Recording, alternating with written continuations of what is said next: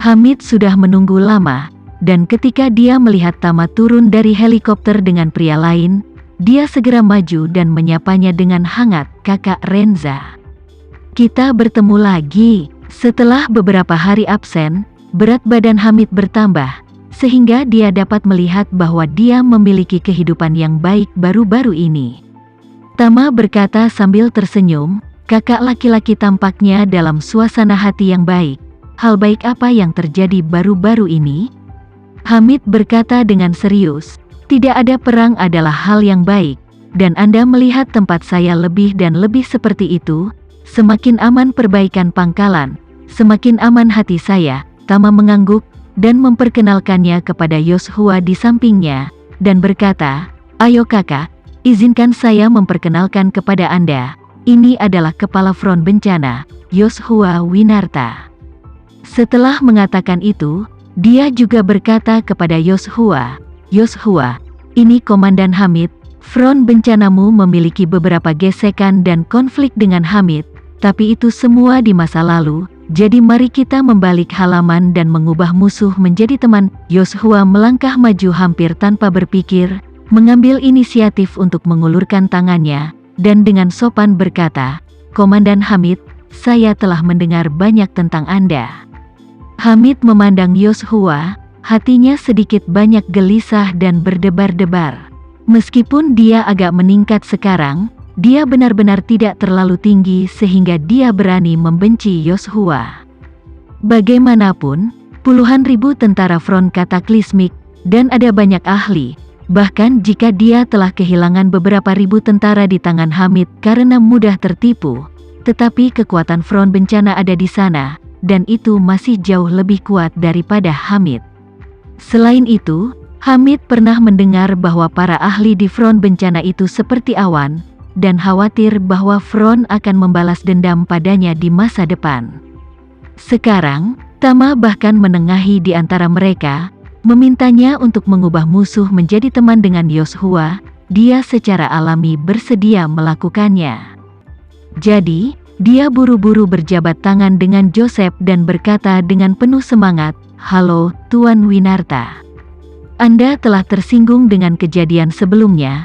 Tolong jangan ambil hati, Tuan Winarta." Yoshua dengan sungguh-sungguh berkata, "Komandan Hamid, yakinlah, karena Tuan Renza telah mengatakan bahwa dia ingin membalik halaman sepenuhnya, saya tidak akan pernah memikirkannya lagi." Ketika Hamid melihat bahwa Yoshua begitu terbuka dan menghormati Tama dalam kata-katanya, hatinya tercengang, dan dia bertanya-tanya mengapa Yoshua begitu menghormati Tama.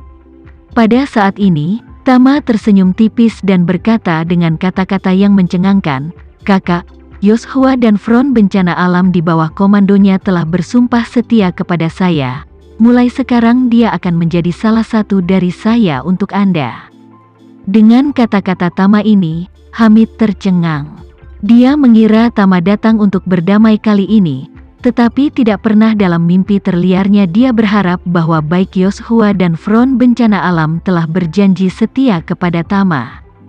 Jadi dia tanpa sadar bertanya, "Kakak laki-laki, apakah ini benar? Kau tidak bercanda denganku kan?" Sama seperti dia tidak percaya tentang semua ini, Yoshua juga berbicara, "Komandan Hamid, Tuan Renza tidak bercanda denganmu. Front Bencana memang telah bersumpah setia kepada Tuan Renza." Hamid ngeri dan menatap Tama, bergumam dan bertanya, "Kakak tua, bagaimana kamu melakukan itu?" Tama tertawa, "Kita akan membicarakan ini nanti. Kapan Sahid akan tiba?" Hamid melihat waktu dan menjawab, "Sekitar 10 menit lagi." "Bagus," Tama mengangguk dan berkata, "Kalau begitu mari kita tunggu dia di sini."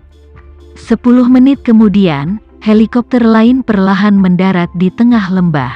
Sahid, mengenakan seragam militer, melompat turun dari helikopter dengan langkah besar, dan begitu dia melihat Tama, dia dengan hangat menyapanya, "Halo, Tuan Renza. Akhirnya, kita bertemu lagi." Tama mengangguk dan tersenyum, bertukar basa-basi dengannya, dan kemudian memperkenalkan Yoshua kepadanya. Sahid belum pernah melihat Yoshua sebelumnya, dan tiba-tiba mengetahui bahwa pemuda di samping Tama adalah Yoshua Winarta, jadi dia agak bingung untuk sementara waktu. Tama menepuk bahu Shahid dan berkata sambil tersenyum, "Kali ini, saya meminta Anda untuk datang untuk berbicara, karena saya ingin menyelesaikan semua masalah antara Anda dan Front Bencana dalam satu langkah, plus menawarkan Anda pilihan yang lebih baik. Mengapa kita tidak pergi ke ruang konferensi Komandan Hamid untuk berbicara secara detail?" Ya, Shahid buru-buru setuju. Ketika mereka berempat tiba di ruang konferensi, Tama membuka pintu dan berkata kepada Shahid, "Shahid, 15.000 tahanan Front Bencana itu pasti menjadi beban dan tanggung jawab yang cukup besar bagimu kan?" Shahid tentu saja tidak mau mengakuinya di depan Yoshua. Jadi dia berpura-pura santai dan berkata, "Sebenarnya, tidak masalah, kami memiliki area khusus untuk penjara mereka, semuanya beres." Tama tertawa, "Shahid, hari ini di sini, sebenarnya, tidak peduli aku, atau Hamid, atau bahkan Yoshua, bukan lagi musuhmu, tapi temanmu." Mengatakan itu, Tama menambahkan, sejak Hamid berhasil bertahan melawan serangan tentara pemerintah dan Front Bencana, pasukan oposisi lainnya semuanya mulai memperkuat pertahanan mereka dengan penuh semangat, dan di masa depan, mereka semua akan mengembangkan basis mereka satu persatu di pegunungan di mana mereka mudah untuk dipertahankan dan sulit untuk diserang. Akan sulit bagimu untuk bertarung, dan karena kamu sendiri tidak memiliki bahaya untuk dipertahankan, situasinya hanya akan menjadi semakin pasif di masa depan. Wajah Shahid tetap tidak berubah. Tetapi hatinya memang khawatir tentang masalah ini. Saat ini, kedua belah pihak benar-benar dalam jalan buntu. Awalnya, kebuntuan ini tidak membuat pasukan pemerintah terlalu cemas. Lagi pula, mereka selalu merasa bahwa pihak lain dalam tahap bertahan, bahkan jika mereka tidak menyerang pintu, setidaknya posisi inisiatif. Namun, apa yang terjadi di negara lain di Timur Tengah beberapa waktu lalu membuat merinding. Negara itu baru saja mengalami perubahan besar, dan pihak pasif yang bermain gerilya di pegununganlah yang memperoleh kemenangan akhir. Ini sangat merangsang saraf mereka dan membuat mereka menjadi gugup tiba-tiba. Pada saat ini, Tama berkata dengan tegas, "Shahid, jika kamu mau, Front Kataklismik bisa menjadi setengah sekutumu di masa depan." Shahid terkejut dan bertanya, "Apa itu setengah sekutu?" Tama tersenyum tipis dan menjelaskan, "Mereka akan menjadi rompi anti peluru di tubuhmu, meskipun mereka tidak akan berpartisipasi dalam seranganmu, tetapi jika kamu menghadapi bahaya, mereka akan sepenuhnya membantumu dalam bertahan dan menjagamu dari serangan fatal lawan."